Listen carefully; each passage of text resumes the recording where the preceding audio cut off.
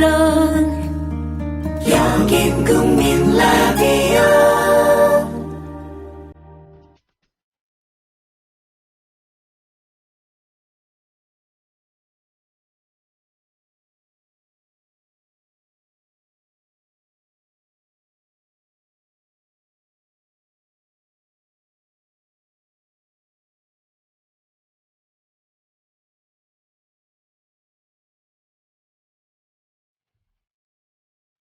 노혜경의 그 옆에 추석 연휴 지나고 첫 방송입니다. 다들 잘 보내셨어요? 저는 글 쓸 일이 하나 있었는데 하나도 못 쓰고 그냥 먹고 자고 놀고만 했더니 얼굴에 주름살이 다 없어졌어요. 한마디로 몸무게가 잔뜩 불었다는 거죠. 배고픈 인류가 너무 많은 상황에서 몸무게가 불었다 이런 얘기를 하는 건 좀 망발에 가깝지만 그럼에도 불구하고 사람이 한 배불리 먹는 기회도 있어야 되겠다라는 생각을 먹어보고 참 많이 느꼈습니다. 여러분들도 뭔가 포만감을 느끼는 일들 한두 가지씩은 가지셨으면 좋겠습니다. 잠시 전하는 말씀 듣고 나서 돌아올게요.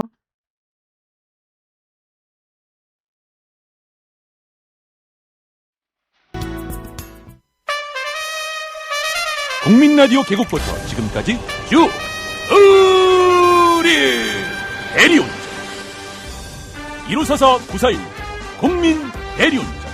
이번엔 꼭 국민 대리운전을 부르리. 대리 운전은 꼭 국민 대리운전. 공정언론 국민TV와 끝까지 함께하겠습니다. 1544-941 국민 대리운전. 의리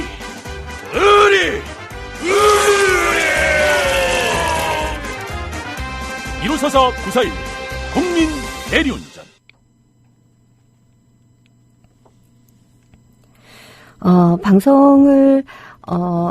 오늘 방송은요, 지난 연휴 기간에 남한과 북한 사이에 무슨 일이 있었나 하는 걸로 시작을 하는 게 좋겠죠. 아무래도 가장 컸던 사건이라고 한다면 박근혜 대통령이 유엔 가서 연설한 것과 그 연설과 관련된 일종의 후폭풍이라고 할 수 있어요. 이 뉴스는 여기저기서 많이 들으셨을 테고, 그리고 또 제가 이 박근혜 연설을 여러분들한테 소개할 필요는 별로 없지만, 들으나마나 한 이야기고요. 그래도 북한이 조평통을 통해 가지고서는, 심지어 이산가족 상봉이 잘 안 될 수도 있다라고 하는 얘기를 했다는 건 오늘 아침 뉴스에 일제히 나왔었죠. 대부분의 아마 우리 국민들은 북한이 또 저런다. 북한이 또 저런다. 실컷 이 유화 구면을 만들 것처럼 해놓고서는 수틀리니까 또 저렇게 위협하고 나선다라고 할 수도 있겠는데, 사실 이번 상황은 원인 제공자가 명백하게 그 박근혜 대통령이죠. 박근혜 연설을 찬찬히 살펴보면 되게 재미있는 부분들이 있는데요. 유엔 총회에서 박근혜 대통령이 기조연설을 하면서 어떤 말들을 많이 했는가 하는 걸 그 언론들이 재미있게 분석을 많이 해놨어요. 그 중에 하나를 인용을 해보면요. 조중동도 인용하긴 좀 그렇고 한길의 경향은 또 그렇고 해서 중립까지는 아닌데 그냥 한국일보나 서울신문에서는 뭐라고 했는가 하는 걸 제가 찾아봤더니 재미있는 분석이 있었어요. 서울신문 분석인데 평화라는 단어를 박근혜 대통령이 30차례 언급을 하고요. 인권이 17차례로 그다음 등장을 하더래요. 그리고 개발이 16차례, 북한이 14차례라고 하는데, 이 북한 14차례라고 하는 것이 안보 13차례와 합쳐서 평화와 인권에도 여기저기 서로 섞여 있으니까 아마 겹치는 이야기들일 거예요. 근데 평화와 인권과 북한과 안보, 이런 것들을 엮어보면 얼핏 단어들만 놓고 보면 되게 좋을 것 같지만 핵심적으로 중요한 부분이 인권이죠. 박근혜 대통령이 이 북한과 관련해서 인권을 이야기를 했다라고 하는 것이 북한 입장에서는 굉장히 이제 심각한 이야기예요. 아주 심각한 이야기여서 특히 북한이 이 인권과 관련된 그리고 안보와 관련된 평화와 관련된 북한 관련 발언들을 북한의 이 조국평화통일위원회라고 해서요. 북한의 대남 관련 정책과 그리고 실천을 담당하는 기구입니다. 줄여서 조평통인데요. 이 조평통 대변인이 이런 발표를 했어요. 운명적인 시각에 도발적 언행들이 예측할 수 없는 화를 불러온다는 것을 똑바로 알아야 한다. 이게 제목이에요. 북한의 글들은 제목들이 이렇게 길고 제목 안에다가 자기들이 하고자 하는 이야기의 핵심들을 거의 다 담아놓기 때문에 이 사람들이 무슨 얘기를 하고자 하는가 하는 걸 제목만 봐도 좀 쉽게 이해할 수 있는 장점이 있습니다만 문학적으로 볼 때는 좀 재미는 없죠. 어쨌든 제목을 다시 한번 읽어드리면 운명적인 시각에 도발적 언행들이 예측할 수 없는 화를 불러온다는 것을 똑바로 알아야 한다. 자, 운명적인 시각은 언제입니까? 지금이죠, 지금. 남북한이 모처럼 화해 무드로 서로 이산가구 쪽 상봉도 하고 뭔가 좀 해보자라고 고위급 회담도 하고 불과 얼마 전에 서로 막 이렇게 총질하고 했던 것을 겨우 벗어나가지고, 운명적으로 이제 평화를 향해서 한 걸음 내딛어 보자라고 하는 이 순간이죠. 이 운명적인 시각에 도발적 언행이라고 하는 것은 박근혜 대통령이 유엔에서 했던 이야기들을 말하는 것이고요. 예측할 수 없는 화를 불러온다. 이거 우리한테 대한 위협이죠. 일종의 협박이죠. 근데 이 협박은 니네들이 도발적 언행을 운명적인 시각에 했기 때문에 예측할 수 없는 화를 불러올 수도 있다라고 하는 일종의 협박입니다. 이 조평통이 이 문제가 되는 연설에 대해서 평가를 한 말들도 또 되게 재미있어요. 남조선 집권자가 밖에 나가 동족을 물고 뜯는 온갖 험담을 해대는 못된 악습을 버리지 못하고 옛날에도 그랬다는 거죠. 우리의 이 대통령들이 유엔 무대에서 또다시 동족 대결 망발을 늘어놓아 내외의 경악을 자아내고 있다. 국제사회의 요구니 인권 개선 촉구니 뭐니 하며 우리의 존엄과 체제를 헐뜯다 못해 평화통일의 미명하에 외세를 등에 업고 흡수통일을 실현해보려는 야망도 노골적으로 드러냈다. 자, 이 말을 보면 북한이 무엇을 불편해하고 그리고 무엇을 두려워하는지를 알 수가 있죠. 북한은 인권 개선, 북한 인권에 대한 이 국제사회의 주목, 관심 이런 것들을 내정 간섭이라고 생각하고 굉장히 불편하게 여깁니다. 그리고 실제로 북한이라고 하는 국가는 사회주의 국가이기 때문에 국민 동원 체제가 어떻게 보면 관습화되어 있고요. 그런데 자유주의 국가 입장에서 볼 때는 국가가 개인의 삶에 간섭하고 개인들에 대해서 국가가 그야말로 자유를 차압하고 국가가 원하는 대로 이리저리 배치를 하고 한다라고 하는 것 자체가 굉장히 심각한 인권 침해죠. 예, 사회주의 국가 북한은 자신들이 주창하고 있는 것과 다른 종류의 정치 이념이라든가 이런 것들을 굉장히 범죄시해요. 그러나 자유주의 국가에서는 엄밀하게 말하면 자유주의 국가라고 하는 것은 심지어 공산당 정당조차 허용을 하는 게 자유주의 국가죠. 즉, 이 사상의 자유와 표현의 자유 이런 것들이 있기 때문에 그들이 사회가 합의해 놓은 어떤 그 규칙, 룰 이런 것들을 어기지 않는 한 자신들의 이념을 전파하고 그리고 그 이념을 확산시키고자 노력을 하는 것 자체는 허용이 됩니다. 즉 사회주의 국가와 자유주의 국가는 기본적으로 인권이라든가 하는 것에 대한 개념이 굉장히 많이 다릅니다. 자유에 대한 개념도 다르고요. 이런 상황에서 주로 이 서방 세계가 이제 헤게모니를 잡고 있는 국제사회에서 북한의 인권을 이야기를 할 때 우리는 너무나 당연하고 마땅히 북한 인권도 그렇죠? 북한 인권도 북한 사람도 사람이니까 북한 사람이 이 하늘로부터 타고난 천부 인권은 지켜져야 되고 지켜지지 않는 부분에 대해서는 분명히 인권적으로 문제가 있다라고 비판할 수 있다라고 우리는 생각하는데 북한은 그거를 못 받아들이는 거예요. 그러다가 보니까 인권 이야기만 나오면 굉장히 알레르기 반응을 보입니다. 근데 우리 이제 훌륭하신 대통령께서 유엔에 가가지고서는 에다 바치는 거예요. 북한 인권 문제 있다. 그리고 북한이 처음에 했던 말 남조선 집권자가 밖에 나가 동족을 물고 뜯는 온갖 헌담을 해대는 못된 악습. 이것도 되게 중요하죠. 6월 15일, 그때가 2000년도죠. 2000년도 6월 15일, 김대중 대통령과 김정일 전 국방위원장 두 분 다 고인이 되셨죠. 이 두 사람이 만나서 6.15 공동선언을 발표를 하고 그때 당시에 제일 많이 나왔던 이 언론에서 제일 많이 얘기했던 이야기들 중에 한 가지가 우리 민족끼리라고 하는 이야기였습니다.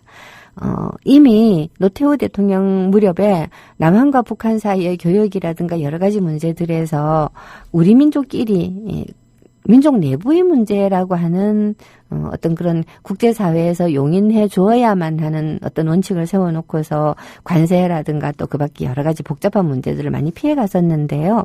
6.15 공동선언 이후로 이 우리 민족끼리라고 하는 것이 굉장히 많이 강조되었죠. 강조되었는데 이 우리 민족끼리에 대해서 이제 북한의 입장은 그렇습니다. 민족 내부의 문제를 바깥에 나가서 애고팔고 하는 건 우리 민족끼리 원칙에 위배되는 거다. UN 무대에 가서 아마 박근혜 대통령은 그렇게 생각했겠죠.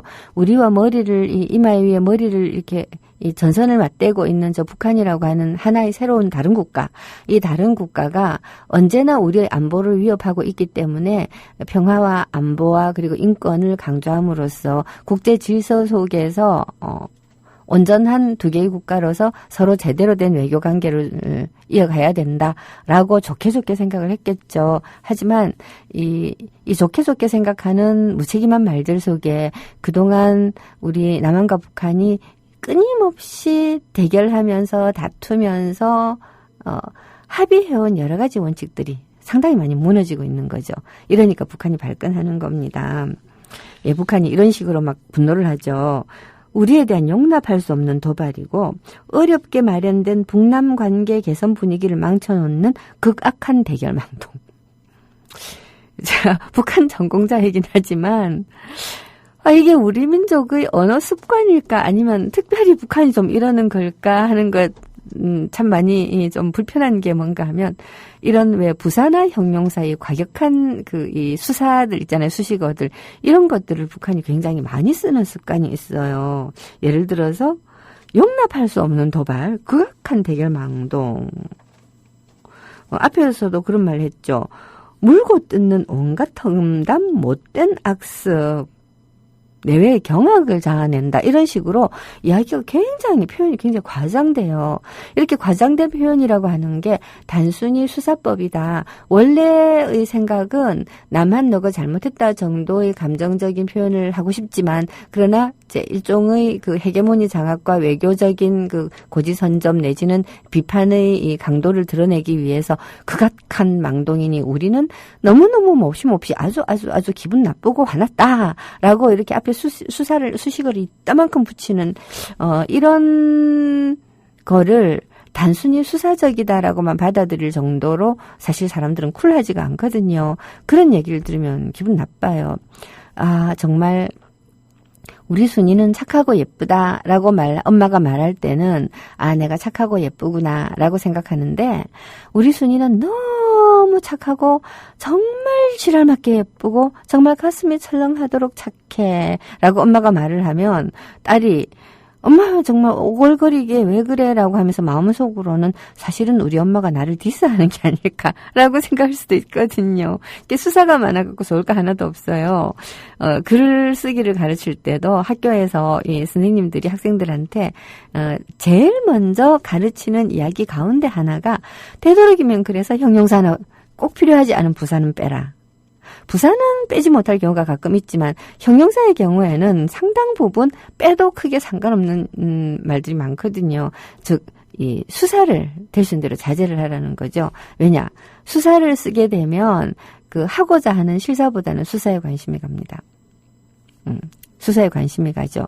네가 잘못했다. 라고만 말을 해도 될 일을 네가 정말 지랄맞게 재수 없게 엄청나게 잘못했어 라고 말하면 잘못했다라는 건 사라지고 아니 무슨 말을 지랄맞게라니 어떻게 사람한테 그런 말을 할 수가 있어. 자, 관점이 이렇게 옆으로 가는 건데요. 북한이 보면 언제나 이런 식의 수사를 써요. 그리고 북한만 그런 게 아니고 남한의 일부 국민들도 예를 들어서 뭐 조갑제 혼피라든가 어버이연합 이런 사람들이 하는 말을 들어보면 정말 이렇게 쓰거든요. 이게 우리의 민족성인가? 라고 저는 생각할 때도 가끔 있어요. 예, 잠시 옆으로 샜는데요. 자, 어쨌거나 박근혜 대통령이 유엔을 가가지고서 평화와 그리고 안보를 위해서 북한의 핵은 반드시 북한의 핵은 반드시 없어져야 된다. 이런 식의 말을 했어요. 여기에 대해서 조평통도 반박을 하죠. 핵무기 없는 세상을 만들어야 된다고 하는데 핵무기 없는 세상을 만들기 위해 최우선적으로 해결해야 할 것은 우리의 자위적 핵 억제력이 아니라 오늘도 조선반도와 세계의 평화와 안전을 엄중히 위협하는 미국의 핵무기들부터 폐기하는 것이다. 이렇게 주장을 합니다. 이때 이제 나오는 재미있는 단어가 있어요. 우리의 자위적 핵 억제력이라고 북한은 얘기를 합니다. 자, 북한은 자신들의 핵무기가 공격을 위한 핵무기가 아니고 미국의 위협에 대항하기 위한 자위적 핵 억제력이라고 하는 걸 언제나 이야기하고 있어요. 모든 경우에 자신들의 핵을 이야기할 때 자위적 핵 억제력이라고 얘기를 하고 있어요. 이러한 주장을 굉장히 오래 하고 있고 이번에도 또 한 번 더 주장을 한 겁니다. 한반도를 비핵화하는 것은 우리의 자위적 핵 억제력에 먼저 관심을 기울여서가 아니라 미국부터 해야 된다. 열세는 미국이 지고 있는데 왜 우리만 비난하냐 뭐 이런 이야기들이죠. 자, 이런 것들을 줄줄이 늘어놓으면서 북한은 모처럼 추진되고 있는 이산가족 상봉도 살얼음장 같은 위태로운 상태에 놓여 있다라고 얘기하고 있습니다. 자, 이 이야기는 이산가족 상봉을 못하게 하겠다는 얘기가 아니에요. 이산가족 상봉을 못하게 하겠다는 얘기가 아니고 이산가족 상봉을 일종의 인질이라 그러나요? 볼모라 그러나요? 혹은 지렛대라 그러나요? 이런 것으로 삼아가지고 남한과 북한 사이에 다시 한번 대화를 하자. 뭔가 새로 얘기 좀 해보자라고 하는 어떤 그런 지금 현재로 보았을 때는 협박의 형태를 한 대화 요청이라고 할 수도 있습니다. 자, 그런데 여기에 대해서 우리 남한의 외교부와 통일부 무엇보다도 청와대가 어떤 태도를 취할 것인가 하는 게 지금부터 우리의 관심사가 될 수 있겠죠. 조평통이 이렇게 말했어요. 우리는 북남 관계 개선을 바라지만 화해의 아량을 뿌리치고 한사코 대결하자고 달려드는 상대에게까지 계속 관용을 베풀 생각은 없다. 남조선 당국은 운명적인 시각에 도발적 언행들이 예측할 수 없는 화를 불러오게 된다는 것을 명심해야 할 것이다 라고 공격을 했습니다. 이 공격은 그야말로 응수타전이라고 할 수 있습니다. 박근혜 대통령이 먼저 이렇게 말을 했어요. 북한의 추가 도발은 남북대화 분위기를 해치고 육자회담 당사국들의 비핵화 재개 노력을 훼손하는 것이다. 북한은 추가 도발보다는 개혁과 개방으로 주민들이 어려움에서 벗어날 수 있도록 노력해야 할 것이다. 네, 북한이 계속해서 뭐 미사일 실험하겠다, 발사체 실험하겠다 하는 것들을 일종의 추가 도발이라고 규정을 하고 이거 하지 말아라고 얘기를 한 건데요. 자, 이거를 추가 도발이라고 이야기하는 것에 대해서 이제 북한이 발끈한 거죠. 정육각이 되어집니다. 국민 라디오 지지하는 4가지 방법 북한과는 아시나요? 조금 무관할 다운로드하기, 별점 주기, 댓글 달기, 구독하기. 대통령의 국민 라디오를 보다 관해서 많은 이들에게 조금 전할 수 있는 해보도록 하죠. 가장 손쉬운 제가 첫 방법. 곡은 제가 준비하고 다운로드하기, 그다음 별점 주기, 곡부터는 댓글 달기, 신청곡으로 구독하기. 하기로 했는데요. 잊지 마세요. 들으려다가 못 들었던 곡이 다운로드하기, 있어요. 제가 별점 주기, 생각보다는 댓글 달기, 그 구독하기. 1세대 아이돌들을 좀 좋아하는데요. 그 가운데서도 신화를 좀 좋아합니다. 물론 딸이 H.O.T 팬이기 때문에 H.O.T가 신화보다 좋다라고 항상 공식적으로는 말을 합니다. 예, 신화의 T.O.P 듣겠습니다.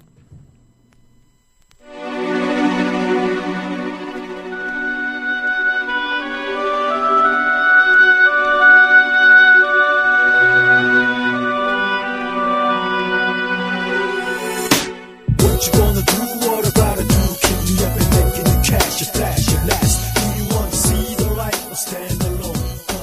What you gonna do now? 예, 북한이 조평통이 그 유엔의 기조연설에 관해서 발끈해서 그야말로 이산가족 상봉도 살얼음판 위를 걷고 있다라는 방식으로 일종의 대화 제의를 해온 겁니다. 자, 근데요, 이 유엔 그 기조연설은요, 들어보면 좀 심각한 게 되게 많습니다. 뭐 박수를 몇 차례 받았다는 둥, 뭘 어쨌다는 둥 하는 식으로 굉장히 기계적인 그 평가들을 하고 있는 언론이 많은데요. 사실 보면 안에서 새는 바가지, 밖에 나가서도 샌 꼴인 그런 연설이었던 것 같아요. 방송을 위해서 이게 제가 들어야 돼서 이제 억지로 봤는데, 근데 참 좀 괴로웠습니다. 괴로웠는데 그 중에서도 이제 상당히 괴로웠던 부분들이 평화를 30차례 언급하고 인권을 17차례 언급을 했다고 하는데요. 인권 17차례 언급한 것 가운데 5번이 북한 인권에 관한 언급이었습니다. 무려 5번. 그리고 나머지가 이제 유엔 이야기였는데요. 근데 더 재미있었던 것은요, 한국 정부가 유엔이 그야말로 보편적인 인간들의 인권 상황에 관해서 유엔이 규정하고 각 국가별로 지켜야 한다라고 이야기했었던 그러한 것들, 일종의 유엔 헌장이죠. 그 유엔 헌장을 우리 국가가 어떻게 지킬 것이다. 또는 우리 국내에서 지금 벌어지고 있는 온갖 종류의 인권 유린들에 관해서 한국 정부는 어떻게 심각하게 생각하고 있으며 이것을 어떻게 수정해 나갈 것이다. 이런 이야기들은 하나도 없는 거예요. 우리 정부가 뭐 엠네스티를 비롯해서 그 유엔 기구들로부터 한국 내 인권 상황이 점점 악화되고 있고 양심수들이 계속 늘어나고 있는 것은 정말 심각한 상황이다라고 하는 지적을 이명박 때부터 시작해서 계속해서 받고 있거든요. 여기에 대해서 어떻게 하겠다는 이야기 한마디도 없어요. 나가가지고 우리는 정말 아주 당당한 이 OECD 국가 인권 이 지수가 굉장히 높은 국가라도 되는 양 북한 인권에 관해서만 이야기를 하고 유엔 인권 이 헌장 내용에 관해서 이야기만 하고 이렇게 하는 건데요. 솔직히 그것을 듣고 있었던 사람들이 의례적으로 박수를 친다고 하더라도 귀담아 듣다가 보면 저분은 어느 별에서 오신 분일까?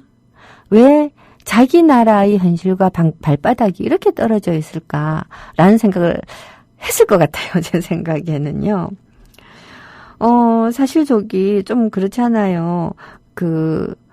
우리가 유엔기구로부터 여러 가지 이제 권고도 받고 경고도 받고 했던 거는 그냥 싹 개무시해버리고 북한만 유엔의 권고를 준수하라. 국제인권법을 준수하라. 이렇게 말한다라는 건 정말 적반하장이라고 할 수가 있겠죠. 그리고요, 솔직히 말해서 박근혜 대통령이 아일란, 밀려왔던 3살짜리 시리아 난민 아이, 이 아이를 언급할 때는 제가 좀 얼굴이 약간 좀 화끈화끈했습니다. 왜 화끈했냐? 우리나라의 우리가 보통 이주노동자라고 부르지 않습니까? 이주노동자들에 대해서 우리나라의 일반 국민들의 문화적인 이주노동자를 대하는 태도는 말할 것도 없고, 국가가 정책적으로 이주노동자들을 다루는 방식이라든가 태도들 같은 걸 보면 정말 무자비할 때가 많거든요. 이렇게 불법 이주노동자다라는 이유로 결혼해서 애도 낳고 잘 살고 있는데 애하고 부모를 강제로 분리시켜서 부모를 해외 추방한다든지 이런 일들을 지금 하고 있는 게 우리나라잖아요. 그리고 이제 불법 이민자라는 이유만으로 각 이렇게 이 조그마한 기업들이 공장들이 고용을 해가지고서 제대로 임금도 지불하지 않고 다쳐도 치료도 제대로 안 해주고 그 노동자가 항의를 하면 이민국에 신고를 해가지고 국회 추방하겠다라는 걸로 협박하고 이런 일들이 벌어지고 있는 게 지금 우리나라거든요. 아니 이주노동자까지 얘기할 것도 없어요. 우리의 국민들, 우리의 비정규직 노동자들 한테 우리의 같은 국민들이 하고 있는 일을 보면, 그리고 그러한 일들에 대해서 국가가 어떤 방식으로 이런 문제들을 다루는가 하는 걸 보면 솔직히 저는 우리나라 대통령이 외국에 나가서 인권이라는 단어를 거론할 자격이 없다고 생각을 해요. 그렇다고 해서 북한이 잘하고 있느냐? 물론 그런 뜻은 아니죠. 북한도 인권을 말할 자격이 없어요. 남북한 공히 인권을 이야기할 자격이 없는데 남한의 수반이 유엔에 가가지고서 우리 이야기는 한마디도 안 하고 북한 이야기만 할 때 외국에서 바라볼 때는 어떨까? 군인권센터 임태훈 소장이 그런 얘기를 하더라고요. 국제사회가 볼 때는 남한이든 북한이든 다 유엔 국제인권법을 준수해야 될 대상이지 어느 쪽이 더 낫고 못하고도 없다. 똑같아. 맞습니다. 예, 부끄럽죠. 사실 미국도 보면 인권 상황이 굉장히 열악하고 안 좋은 구석이 되게 많습니다. 그리고 난민들이 마구 몰려 들어갔던 유럽 같은 경우도 마찬가지죠. 아일란 쿠르디가 결국 그렇게 죽게 되었던 것도 몰려드는 시리아 난민들을 이 지중해 북단의 각국 정부들이 상륙을 못하게 했기 때문에 떠돌다가 생겨난 일이잖아요. 이렇게 놓고 보면 유럽의 국가들도 인권 상황이 인권에 대한 인식이라든가 인권에 대한 상황이라든가 이런 것들이 굉장히 차별적이고 그렇게 아주 훌륭하다고 말할 수는 없습니다만은 그래도 노력들을 하죠. 뭔가 노력들을 해요. 그리고 차별금지법이라든가 이런 것들을 만들어 가지고 적어도 자국 국민 내부에서는 인권의 침해가 일어나는 일들을 줄일 수 있도록 굉장히 애를 써요. 거기에 비해서 우리는 그런 거 안 하잖아요. 아무것도 안 하잖아요. 아무것도 안 하면서도 인권을 이야기하고요. 예, 더 점입 가격이었던 것은 새마을 운동을 수출하겠다고 했던 대목입니다. 새마을 운동, 예, 대통령이 세계의 농촌 개발에서 새마을 운동이 굉장히 효과가 있을 것이다라는 얘기를 여러 차례 했습니다. 기조연설하면서 새마을 운동은 경쟁과 인센티브를 통해서 자신감과 주인의식을 일깨우고 주민의 참여 속에 지역사회의 자립 기반을 조성한다. 그래서 개발도상국 개발협력의 효용을 극대화할 수 있다. 새마을 운동이 개도국의 새로운 농촌개발 패러다임으로 발전할 수 있도록 이러한 노력을 더욱 확대해 나가겠다라고 하면서 새마을 운동을 수출을 하겠다고 했는데요. 자, 과연 이게 참 말이 되는 말인가 하는 거를 우리가 기분 나쁘고 딱 직관적으로 이건 아니잖아요. 하지만 직관적으로 아니라고 하더라도 이게 왜 문제가 있는가 하는 걸 좀 살펴봐야 될 것 같은 생각이 듭니다. 그래서 새마을 운동에 대해서 좀 살펴보도록 할게요.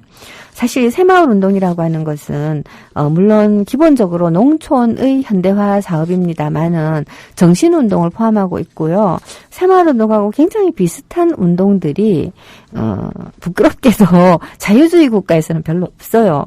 자유주의 국가 새마을 운동이라고 하는 것 자체가 관주도의 대중동원 운동이었기 때문에 대개 이러한 형태의 운동은 사회주의 국가에서 많았어요. 스탈린 시절의 소련이라든가요. 중국의 모택동의 대약진 운동 같은 것들이 있었고 우리도 굉장히 잘 아는 천리마 운동 있잖아요. 북한의 천리마 운동. 이런 게 대표적인 이런 대중동원의 국민 개조 겸 경제의 발전을 위한 동원 운동이라고 할 수 있는데요. 이 새마을 운동이 증거는 없지만 명백하게 북한의 천리마 운동을 본딴 것이고 경쟁한 것이다라고 하는 이야기들은 실제로 사람들 꽤 많이 하고 있는 겁니다. 영역을 살펴봐도 금방 나와요. 새마을 운동을 우리는 다 잘 아는 것처럼 느끼는데요. 정작 새마을 운동이 뭐냐라고 사람들한테 물어보면 초가집도 없애고 마을길도 넓히고 새마을 운동 노래 수준을 넘어가지를 않아요. 그래서 제가 잠깐 살펴봤어요. 새마을 운동이라고 하는 게 원래 시작된 것은 1970년 정도래요. 정확하게 이제 국가 사업으로 시작된 것은 71년도인데 원래 70년쯤에 농촌 현대화를 위해서 류태영이라고 하는 분이 계세요. 류태영 박사가 일종의 가나안 농군학교 비슷한 것들이에요. 뭐 이런 것들 농촌 운동을 시작을 하셨고 이거를 전 국민 운동으로 확산해서 국가가 주도해서 해보자라고 한 게 새마을 운동이에요. 71년도에 이름이 붙었어요. 그리고 75년도에는 유신 시절이죠. 유신 시절에는 농촌을 넘어서서 도시형 새마을 운동, 공장형 새마을 운동도 막 생기면서 정말 북한의 천리마 운동하고 너무너무 비슷해졌습니다. 1900 유신 체제가 그러니까 10월 유신이 선포되고 난 다음에 이제 박정희 대통령은 국민들을 어떤 방식으로 조직하고 동원할 것인가 하는 걸 굉장히 그걸 뭐라 그러나 열정을 쏟았다고. 이 열정이란 말은 좋은 말인데 이런 말 쓰면 안 되는데 하여튼 그랬는데요. 근데 이 새마을 운동이라고 하는 게 한 가지 되게 재미있는 게 북한의 천리마 운동이라고 하는 것은 농촌 개조 운동이라기보다는 전 국가적으로 경제 발전에 인민을 어떻게 효과적으로 동원할 것인가 하는 그런 운동이었는데 이 남한의 새마을 운동은 기본적으로 농촌 개조 운동이었습니다. 농촌 개조 운동이라고 하는 거는 이렇게 표현하면 좀 못하지만, 이 동아시아 전체, 주로 동남아시아를 비롯한 이 동아시아 전체에 미국이 일종의 친미 정권을 수립을 하면서 주로 농촌 기반으로 존재하고 있었던 공산당 세력들을 척결하기 위해서 인위적으로 했었던 농촌 개조 운동의 연장선상에 있다고 이야기하는 학자들도 있어요.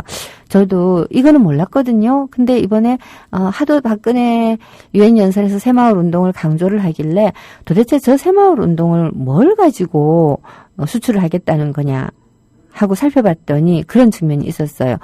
이런 거를 아프리카라든가 또는 아시아라든가 이런 소위 개발도상국에 수출을 하겠다라고 하는 것은 친미적 관점을 지닌 정권이 약간의 공안적 통치와 이 주민들에 대한 사회주의적인 이 강압 조직화 이런 거를 통해 갖고 통제하는 그러면서 이 경제 발전의 그 인력을 효율적으로 억압적으로 뽑아서 쓰는 그런 운동을 수출하겠다는 얘기처럼 들려요.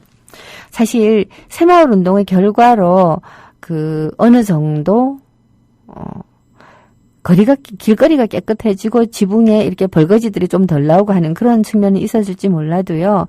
실제로 새마을 운동에 대해서는 지금은 정말 많은 학자들이 경제 개발에 약간의 기여를 한 부분이 있었을지라도 공동체를 파괴하고 전통 문화를 파괴하는 훨씬 더 이 나쁜 점이 많았던 운동이었다라고 평가를 하고 있는 것 같아 보이거든요. 그러니까 이제 다시 정리하자면 일단 새마을 운동을 통해서 농업 생산성은 높아졌습니다. 그리고 거의 이렇게 준강제적으로 농민들을 조직을 했고 나중에는 공장과 도시에서도 이렇게 이 사람들을 조직을 했죠. 반상회 같은 것도 만들고요. 따지고 보면 반상회가 북한판 5호 담당되죠. 어쨌든 그런 것들을 함으로써 나름으로 이 공동체 의식도 약간 만들고 그리고 참여 정신도 좀 기여를 했다라고 좋게 평가하는 분들이 많이 있습니다. 그리고 농촌 개발의 모델, 즉 개발도상국이라고 하는 것은 사실은 대부분 독재국가입니다. 독재국가들이 국가의 경제 발전을 위해 가지고 낙후되어 있는 농촌 경제를 빨리빨리 부흥시키고 또 이 농촌 경제를 이 규모를 줄이면서 이 공업화로 나서고 하는 게 소위 말하는 근대화 아닙니까? 그렇게 나아가기 위해서 농촌을 어떻게 효율적으로 조직하고 개발할 것인가 하는 고민들을 많이 합니다. 예, 그럴 때 이 새마을 운동을 공부하자, 배워가자라고 하는 그런 국가들도 상당히 없지는 않았어요. 근데 지금 이 시점에서 바라본다면요, 새마을 운동을 수입해 가가지고서 경제 개발을 성공적으로 했다라고 주장하는 나라가 있는지 한번 찾아봤는데 없더라고요. 박근혜 대통령뿐만 아니라 새마을 운동을 수출해야 되겠다라고 생각했던 대통령이 전두환도 있었고요. 그리고 박정희 자신도 있었고요. 예, 그러나 이런 것들을 배워가가지고서는 실제로 자기 나라의 농촌 개발 모델로 사용을 함으로써 성공했다라고 사례 발표를 한 나라가 어쨌든 없었어요. 제가 덜 찾아서 그런지는 모르겠는데 없더라고요. 자, 그렇다면 이것이 그렇게까지 자랑할 만한 운동은 아니었다는 이야기가 되죠. 예, 실제로 이 새마을 운동을 가지고 뭔가 해보자라고 안 해본 건 아닌 것 같아요. 유엔도 이렇게 아프리카에 한번 도입을 해보자라고 한 적도 있었고요. 우리도 열심히 하고, 사실 유엔은 반기문 총장이 이제 이런 것들을 앞장서서 많이 해왔다라고 해요. 이분이 분명히 대권의 꿈이 있는 것 같죠.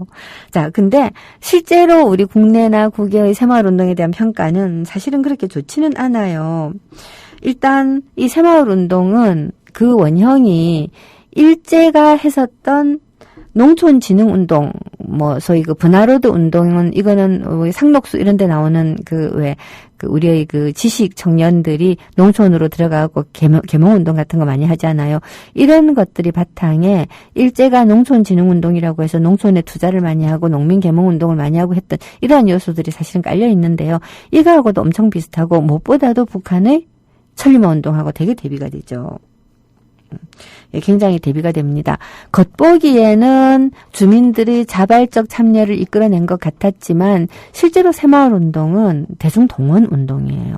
즉 총칼을 들고 강압을 한 것은 아닐지라도 대중의 자발성을 불러일으키는 선전선동에 의해 가지고 겉보기에 굉장히 자발적 참여를 통해서 이루어진 것 같은, 그리고 지붕을 개량하면 돈을 얼마를 주고 하는 식으로 많은 인센티브를 부여함으로써 사람들로 하여금 그렇게 하지 않을 수 없도록 만들었고요. 초가 지붕을 개량하지 않고 있는 어떤 집이 마을 주민들이 압력에 못 이겨서 정말 개량하지 않을 수 없도록 만드는 이러한 종류의 일종의 획일화 운동 같은 것이기도 했습니다. 이렇게 놓고 본다면 새마을 운동을 수출하겠다라고 하는 이 박근혜 대통령과 그리고 또 여기에 보조를 맡은 반기문의 유엔의 농촌 개발 계획이라고 하는 것들은 사실 생각해 보면 그 국가의 민주주의를 어떻게 증진시키겠느냐 하는 것하고는 사실 그닥 관계가 없는 것 같아 보이죠. 천리마 운동에 대해서도 험담은 좀 해야 되겠는데, 그건 기회 있으면 하도록 하고요. 신청곡을 한 곡 듣도록 하겠습니다. 신청곡이, 제일 먼저 신청을 해주신 분께서 하늘맘님이세요. 하늘맘님의 신청곡, 한돌의 홀로 아리랑을 듣도록 하겠습니다.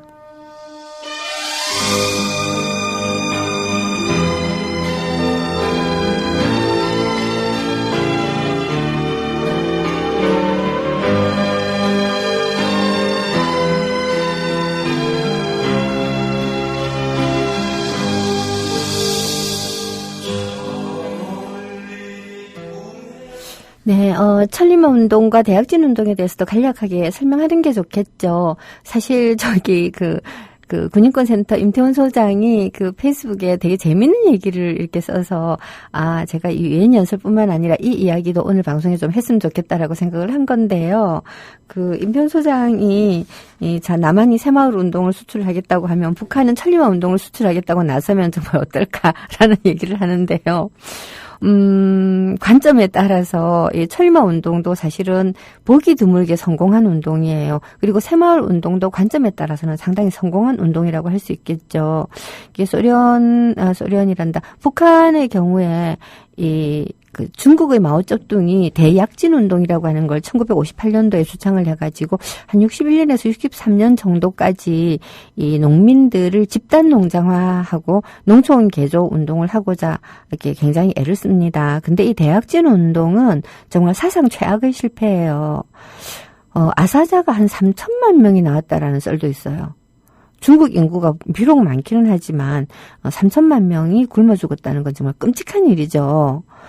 이 바람에 모택동이 완전히 이렇게 이 권위가 실추되고 실각할 위기에 놓이자 문화대혁명을 일으켜서 홍위병들을 동원해서 자기 권력을 재차 강화를 한 거죠. 이 와중에 북한하고 중국하고의 사이도 굉장히 나빠진 것이고요. 북한은 이 대약진 운동을 흉내내었다는 소리를 듣지 않기 위해서 자기들이 56년도부터 천리마 운동을 시작을 했다고 하지만 실제로는 58년도부터 시작을 하거든요. 그리고 구체적인 내용도 초창기엔 좀 비슷한 요소가 많아요. 이 농민들을 집단 농장으로 만들고 한다든가 하지만 이 대약진 운동에 비해서 천리마 운동은 훨씬 더 국가의 규모가 작아서 그랬는지 몰라도 이 행정적이고 관료적인 조직화가 훨씬 더 잘 되었다라고 볼 수가 있죠. 우리의 새마을 운동도 이 관료 조직들이 새마을 운동을 사실은 조직을 했기 때문에 비교적 조직화가 잘 되어서 이렇게 성공하는 방향으로 갈 수 있었다고 생각이 돼요. 그리고 이 조직화의 성공에 보이지 않게 숨어 있는 또 하나의 이 어떤 요인이라고 한다면 남북한 양쪽이 다 굉장히 교육열이 높았어요. 남한만 교육열이 높았던 게 아니고요. 북한도 어마어마하게 교육열이 높았거든요. 즉 제대로 교육받은 노동자가 그 수가 늘어난다라고 하는 것이 국가가 대중을 동원해서 어떤 종류의 이 성장 전략, 일종의 성장을 위한 운동이죠. 이 성장 운동을 일으킬 때, 대대적인 대중동원 성장 운동을 일으킬 때 그것이 성공할 수 있는, 즉 이 국민들이 참여를 좀 더 적극적이고 긍정적인 방법으로 끌어내서 성공할 수 있는 요인이 되는 거죠.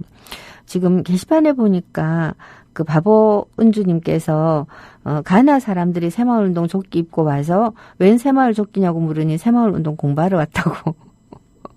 예, 이렇게 아프리카 사람들이 와가지고 배우러 되게 많이 와요. 근데 가가지고 과연 성공했는가 참 잘 알 수 없어요. 일단 기본적으로 이 아프리카 국가들의 농촌의 조직 형태, 농촌의 어떤 조직 형태와 우리 이 남한 또는 북한의 조직 형태가 굉장히 많이 다르거든요.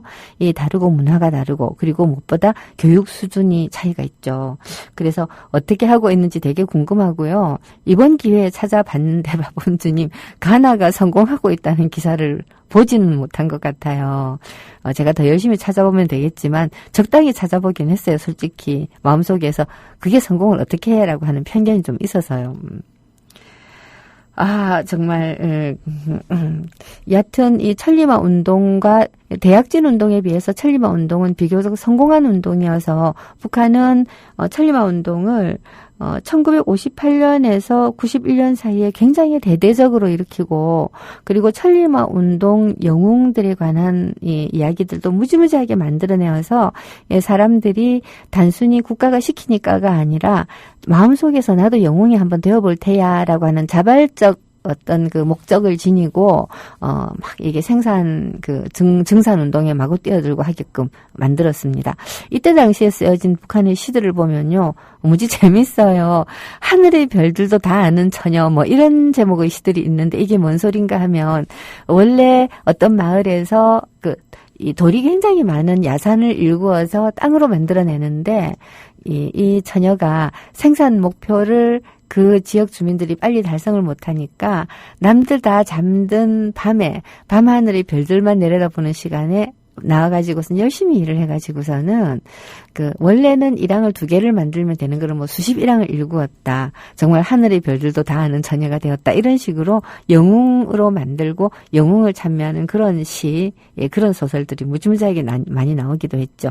즉 북한의 천리마 운동이라고 하는 것은 단순히 생산성 향상 운동일 뿐만 아니라 사회 개조 운동이고 정신 개조 운동이었어요. 남한의 새마을 운동도 결국은 그러한 방식으로 가고자 굉장히 많이 애를 썼죠. 농촌의 어떤 주거 형태라든가 혹은 이 생산시설, 논을 반듯하게 만든다든가 이런 것들을 개조하는 것을 넘어서서 정신개조 운동으로 가고자 박정희가 굉장히 많이 애를 썼던 것도 사실이고요. 이러한 정신개조 운동이 먹혀 들어갈 수 있는 사회 정치적 여건이 없이 이 운동의 형태가 과연 수출이 될 수 있는 것일까 하는 것도 상당히 애매해요. 남한과 북한은 다들 개발 독재 시절을 지나오면서 한쪽은 천리마, 한쪽은 새마을, 한쪽은 달리자, 한쪽은 새로 만들자, 한쪽은 시간, 한쪽은 공간을 모토로 해가지고서는 열심히 운동을 했고 그 운동들이 북한에서는요. 98년도 고난의 행군을 견뎌내고 난 다음에 또 한 번 일어났어요. 또 한 번 일어났고요. 그리고 또 지금 현재도 북한에서는 제3차 천리마 운동을 하고 있기도 하죠. 이런 것들이 남북한 양쪽의 국가가 다 자기 인민의 인권을 어떤 방식으로 희생해가면서 생산성을 높이기 위해 애를 써왔는가라고 하는 하나의 근거 자료도 될 수 있다라고 저는 생각을 합니다.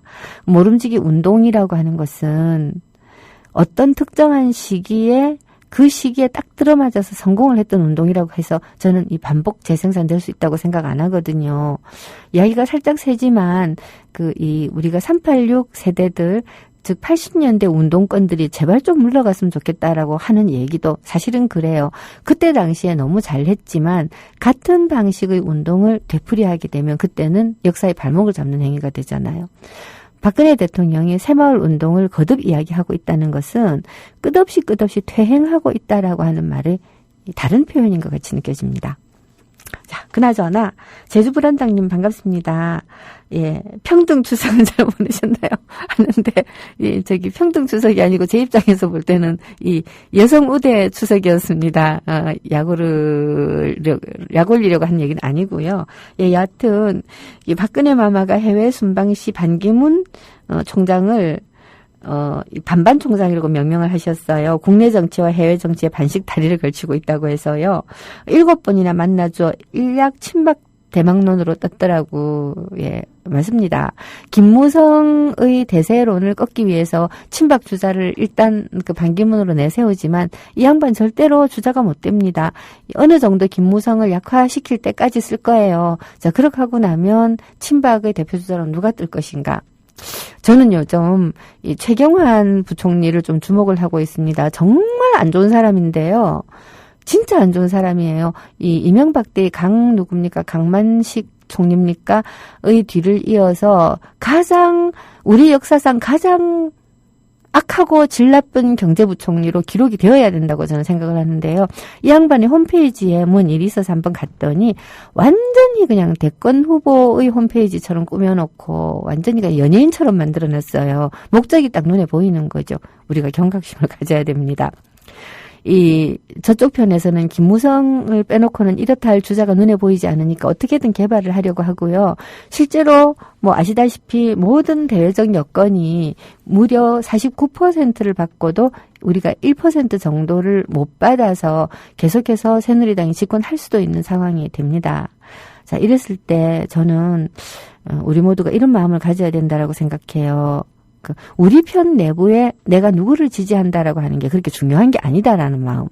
어떻게든 새누리당이 또 정권을 5년 더 가지고 갔을 때 세상이 얼마나 끔찍할 것인가를 상상해보고 누가 되더라도 새정치 안에서 지지고 뽑고 난리굿을 지겨서 무슨 생쇼를 하더라도 후보를 하나 만들고 나면 무조건 지지해준다는 마음으로 싸우는 것에 대해서 너무 분개하지 말고 지켜보자. 자, 이런 마음으로 반기문에서 여기까지 갔군요. 여하튼 반기문 뜨는 걸 보면서 제가 그런 생각을 조금 했어요.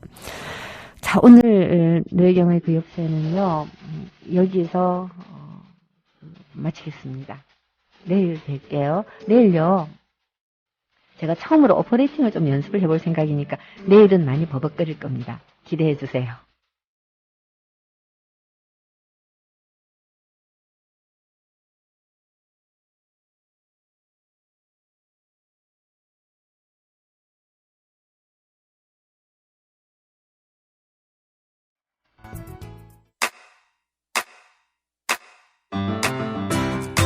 국민 라디오 지지하는 4가지 방법 아시나요? 다운로드하기, 별점 주기, 댓글 달기, 구독하기. 국민 라디오를 보다 많은 이들에게 전할 수 있는 가장 손쉬운 방법.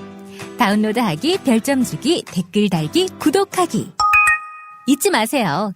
다운로드하기, 별점 주기, 댓글 달기, 구독하기.